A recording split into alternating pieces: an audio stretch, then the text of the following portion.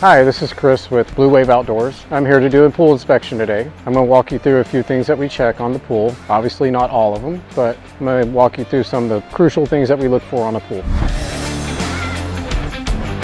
One thing that we're going to do is we're going to check the condition of the plaster, the tile, and the decking around the pool. We're also going to check the chemistry on the water to see how well it's been maintained. We're going to check for any kind of corrosion or delamination on the plasters. We've got a little bit of rusting on the ladder, which tells me either we have a bonding issue or we have bad water chemistry maintained on the pool. Up here we have more delamination and plaster missing inside the spa. Also, the main drain cover has come loose and you can see it actually off of the sump down in the bottom. Next, I'm going to do is I'm going to pull out my zip level and I'm going to make sure that the beam, make sure that it matches all the way around to make sure our pool hasn't raised up on one side and it's still level all the way across. So we're at 2.5 here, 2.5 inches higher here than where I started over there. We're 2.1, 2.6, 2.2. So the pool is actually, well, the deck around the pool is actually pretty level, not a bad shape.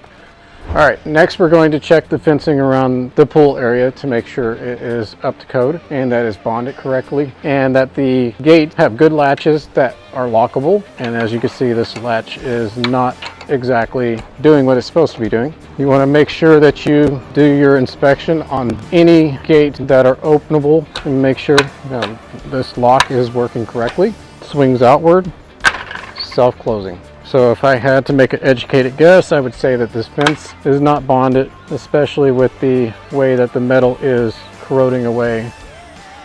So next what we're going to do is we're going to check over all the equipment, make sure everything looks good over here. We're going to start out with the main pump. It's sitting on a pad. Instead of plumbing this correctly, they lifted this up and set it on a pad. Hydraulically, the system is not very sound because we've got 4-way here. When we come down, we've got a 90. Next, I'm going to look at this filter. There's a lot of air bubbles inside it here. Could be a hydraulic issue or it could be a suction side leak that is causing this to fill up with air. It's pretty nasty. So it looks like this filter hasn't been cleaned in a little bit. Do have a little bit of crack along the top edge here.